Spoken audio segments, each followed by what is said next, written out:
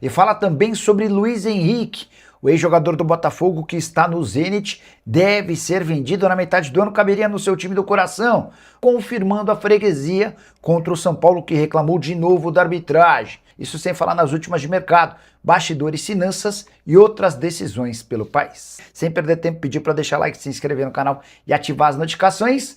Assim, o São Paulo jogou muito mal, a gente precisa falar isso e nos bastidores a gente vai falar muito sobre essa questão. Eu quero trazer um pouco da visão do vestiário, do pós-jogo e tal. Você estava lá também, você vai trazer muito.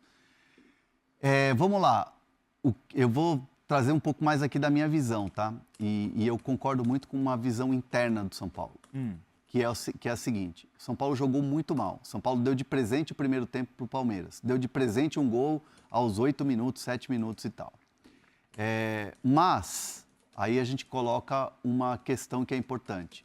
O jogo estava 1-0 quando não é marcado o pênalti, né, pela Daiane Muniz, do Gustavo Gomes, que abre o braço e tal. Tem muita gente que fala assim, ele está recolhendo, é a FIFA, é a International Board e tal. No Brasil, como foi muito certeira a Renata Ruel, aqui na ESPN, no Brasil esse pênalti é totalmente marcável. E ele tem vários episódios em que você marca o pênalti. E ela não vai ao VAR. Tem uma leitura labial ali que dá para fazer perfeitamente. Ela fala para o Caleri, eu vi o lance, não precisa, eu vi o lance, que o Caleri justifica. Pô, você não vai no VAR, não precisa, eu vi o lance. Então, assim, as comissões de arbitragens, a arbitragem num geral, mundial, ela tem uma orientação que tem que ser respeitada a decisão de campo. Ali, para mim, ficou muito claro, e eu estou apurando, tentando entender o que aconteceu, já mandei várias mensagens para cartolas, arbitragem, federação e tal, para tentar entender qual é o posicionamento da comissão de arbitragem em relação a esses lances. Mas no meu entendimento, foi ali colocado o quê? Uma decisão de campo da Daiane. Só que faltou para mim a comunicação entre os árbitros, dizendo, olha, tem uma imagem clara aqui. A imagem da TV de São Paulo, ela destrói qualquer argumento. Não pega na barriga. Não, o argumento de pega na barriga, pega no joelho e depois vai para a mão, ficou muito mais uma discussão clubista no Twitter e nas redes sociais do que propriamente algo que vá para frente. Mas assim, a imagem da TV de São Paulo, ela é uma imagem muito clara. E ali você tinha que, no mínimo, como disse o Rui Costa, se você fosse 70 vezes ao VAR olhar a imagem, talvez nas 70 vezes você ia dizer, não, foi pênalti. Concordo. Então, assim, o São Paulo, para mim, jogou muito mal, entregou o primeiro tempo para os caras, mas acho que não dá para virar as costas para esse lance quando estava 1-1, que poderia mudar o panorama do jogo. Vamos entrar, vamos lá. Fala de São Paulo, como essa eliminação bateu no tricolor do Morumbis? Porque houve uma insatisfação. O que eu apurei também é que os dois times se sentiram prejudicados no jogo de ontem. Tanto Palmeiras como São Paulo. No São Paulo, o Hernan falou aqui nos bastidores, antes de iniciar realmente a live, que teve o lance do pênalti da mão do Gustavo Gomes e teve outras insatisfações ao longo da partida, mas o Palmeiras também reclamou de muitas faltas não marcadas pela árbitra Daiane Muniz. Mas houve essa insatisfação, o Palmeiras se sentiu prejudicado, mas foi aquele sentimento de alívio, sabe? Pô, caramba, foi mal, mas estamos classificados. É isso que importa, esse é o sentimento do Palmeiras, Hernan, e do São Paulo. Assim, o São Paulo, o São Paulo entende que faz uma, vamos dizer assim, uma autocrítica. A autocrítica do São Paulo, ela é muito sobre o primeiro tempo, muito sobre o desempenho do time no primeiro tempo, que poderia ter sido muito melhor, que o time acabou sendo inoperante e tomou um gol no começo. O próprio Caleri falava sobre isso. A gente treinou para esse jogo e tomou um gol da maneira que não podia ter tomado. Então, assim, falhas, a saída de bola, muito espaço. O próprio Abel na coletiva falou, o Luciano, ele deu muito espaço ali para a gente poder criar. Então, assim, não era um São Paulo que estava todo compactado, focado ali no jogo. Era um São Paulo que estava um pouco no primeiro tempo disperso. Não parecia estar disputando uma decisão. Então, era um São Paulo diferente, de fato. O Crespo explicou na coletiva que a entrada do Danielzinho, ele não aguentava 90 minutos, então ele optou pelo Luan, até para ter um time muito espelhado com o que é o Palmeiras. Se você for pensar na característica do Luan, é característica do Marlon Freitas. Mas acabou que o São Paulo entregou esse primeiro tempo, entre aspas, para não competir e competir a partir do segundo tempo. E aí entra a questão do pênalti não marcado do Gustavo Gomes. E que internamente no São Paulo eles entendem que atrapalhou demais. E o São Paulo não fica forçando ou focando só na questão do erro de arbitragem, né? No erro de não ter marcado o pênalti. Mas o São Paulo não vira as costas para isso. Entende que deveria ter pelo menos olhado o monitor para marcar o pênalti ou para entender o lance ali. E não da maneira que foi. Entendi. E o São Paulo, você comentou também, até da questão do Luan, né? O Luan iniciou entre os titulares no clássico de ontem e me pegou de surpresa, confesso. Porque só tinha atuado em 30 minutos até então na temporada, e aí o Crespo larga com ele de início, né? E aí parece que a estratégia não deu muito certo, né? Pela característica, para mim está muito claro que o Luan é um jogador de combate, é um jogador destrói jogadas, né? É um jogador que tem a qualidade de chegar na frente. Fez gol já contra o Palmeiras em final. Golaço, gol de título. Foi um gol que meio que desviou ali. Tá, não lembro. Na época, bateu no Felipe Melo e desviou no Everton. Tirou do Everton. Mas assim, o Luan é um jogador importante dentro do elenco do São Paulo. É um cara que está treinando, dedicado, poderia ter saído já em algumas janelas e não saiu, decidiu apostar. É uma escolha do treinador. Ali é a escolha. Ache você certo ou não, a ideia era, a opção foi do Crespo. E o Crespo tentou explicar, falou, cara, o Danielzinho não tinha condições. Poderia ser com o Pablo Maia, mas o Pablo Maia não é tão combativo, não é tão destruidor de jogadas como é o Luan. É aquele cara que tem aquele vigor de marcação. Mas aí você coloca mais um zagueiro, você não tinha o Alan Franco ontem, que para mim fez muita falta. Então, para mim, o Crespo quis espelhar o jogo, o modelo de jogo com o do Palmeiras. Deu certo? Não. Se tivesse classificado, a gente já está falando que tinha dado certo e o Crespo, nossa, tirou um coelho da cartola. É muito o resultado que rege muito o teu humor, aquilo que você vai comentar, aquilo que você vai achar e tudo mais. Eu vi muita bronca de torcedor nas redes e de São Paulinos e tal, mas internamente, assim, o jogo é tratado como nas seguintes fases. São Paulo não jogou bem o primeiro tempo, o São Paulo teve um segundo tempo com uma melhora e aí teve o lance do Gustavo Gomes que foi fundamental. Vamos falar também muito de Flamengo, Vasco aqui. A torcida do Palmeiras deu 200 likes só, né? Eu quero mais aqui, torcida Alviverde. Falamos muitas informações de bastidores do Verdão.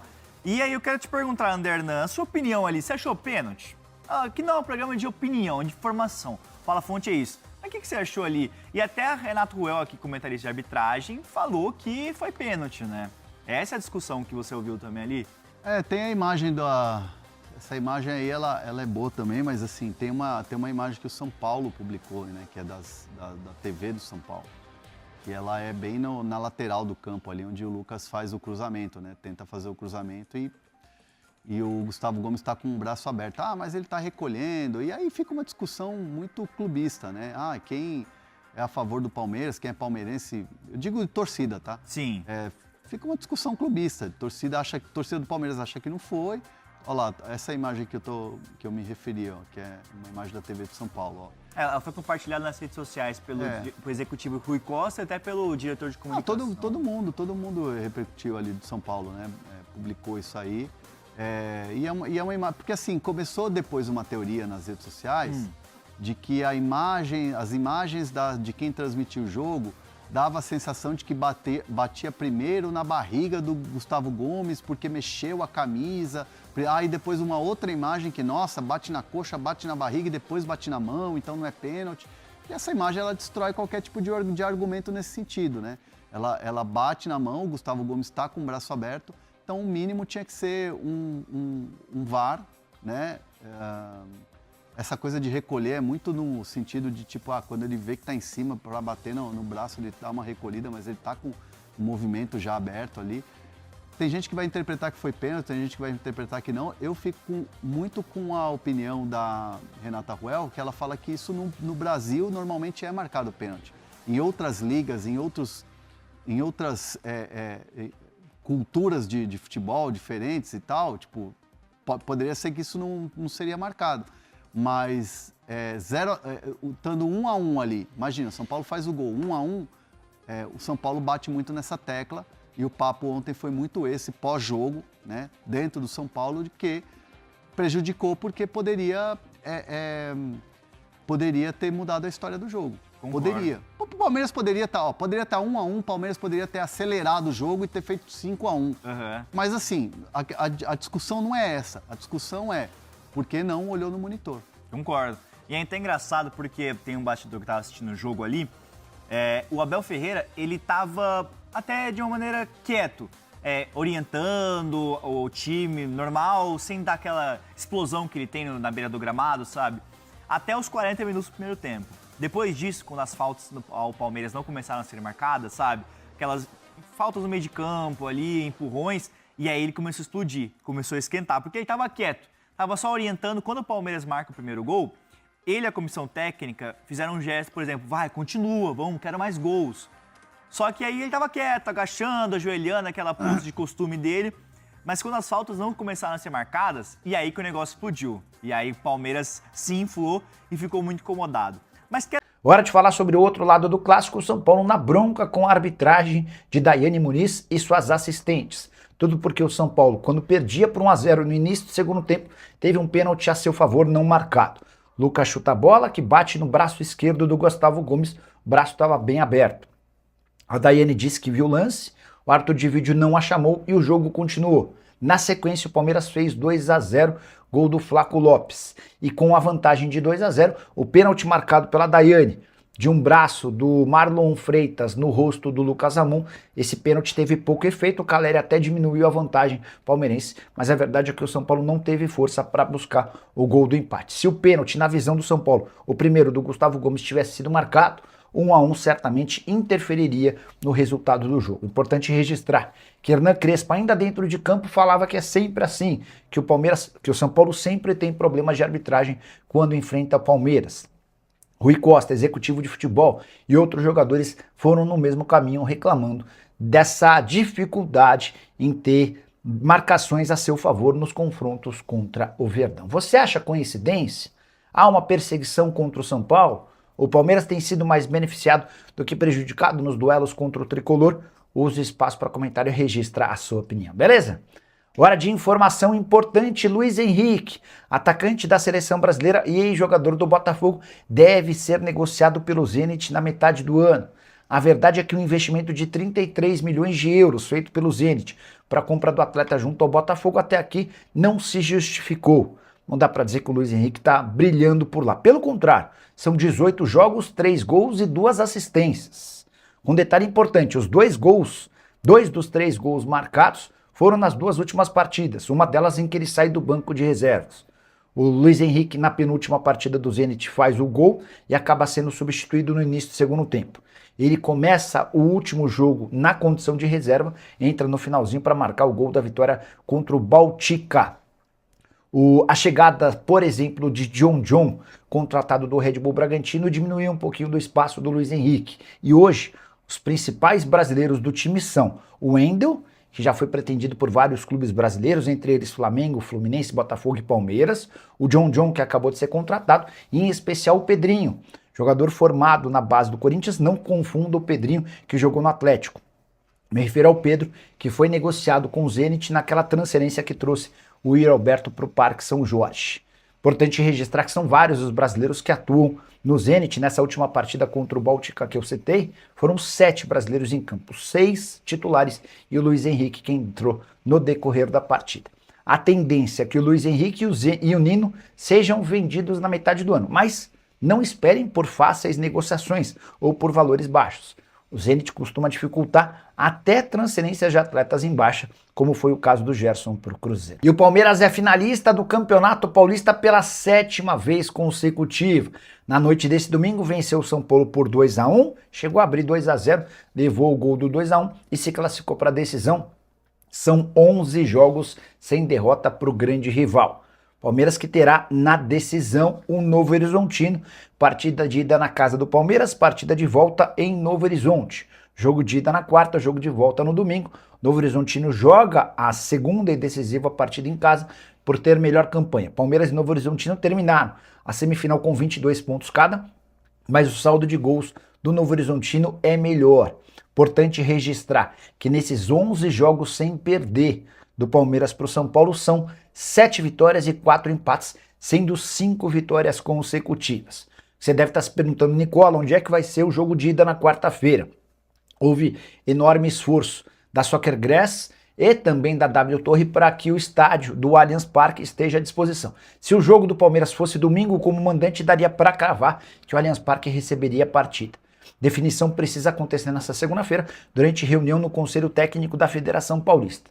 E o mais natural é que o jogo seja mantido para a Arena Barueri, tudo para que não se corra risco de acelerar o processo de retorno do Palmeiras a seu estádio sem que o gramado esteja em condições. Não podemos nos esquecer que a presidente Leila Pereira, que arrendou a Arena Barueri, também não vê com maus olhos o fato de jogar uma decisão no estádio dela e não no estádio do Palmeiras. Você acha o Palmeiras quanto favorito diante do Novo Horizontino? De 0 a 100 já uso espaço para comentário para registrar a sua opinião, beleza? Já a minha Lusa fará reunião nessa terça-feira com o Zé Vitor, meu atacante que se destacou durante o Campeonato Paulista, jogador pertence ao Maringá e vai dar preferência para times das séries A e B ao longo do restante da temporada. A tendência é que o Zé Vitor não permaneça da Lusa para jogar a 4ª divisão.